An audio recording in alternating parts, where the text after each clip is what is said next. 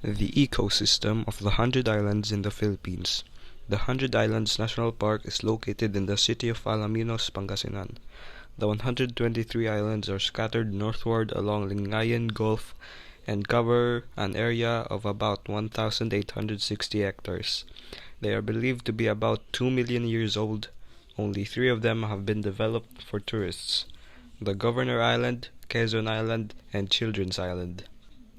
The islands are actually ancient corals that extend well inland, in an area previously comprising of seabed of an ancient sea. Lowering sea levels have exposed them to the surface, and the peculiar umbrella-like shapes of some of the islands have been caused by the eroding action of the ocean waves.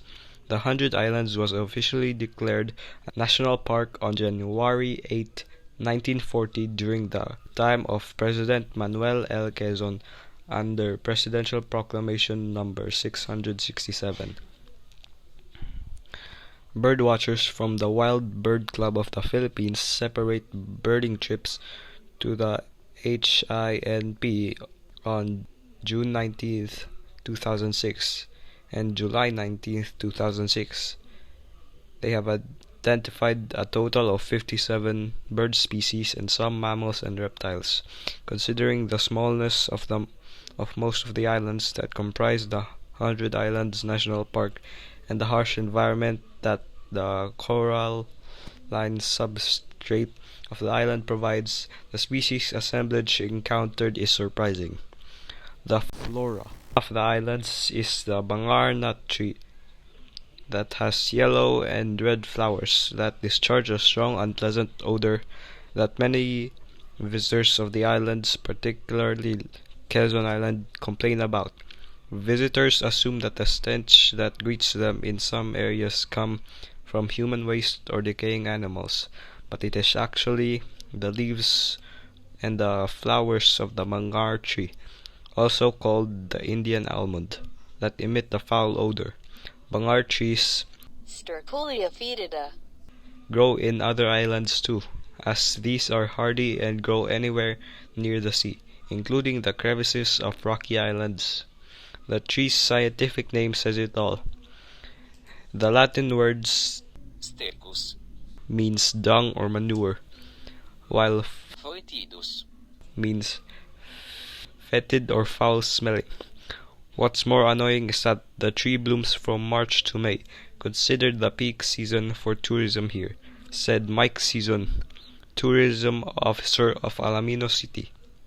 He said it is hard to clear the islands of the trees as these grow fast, propagated by birds and bats that feed on them in the 123 islands and islets of the park.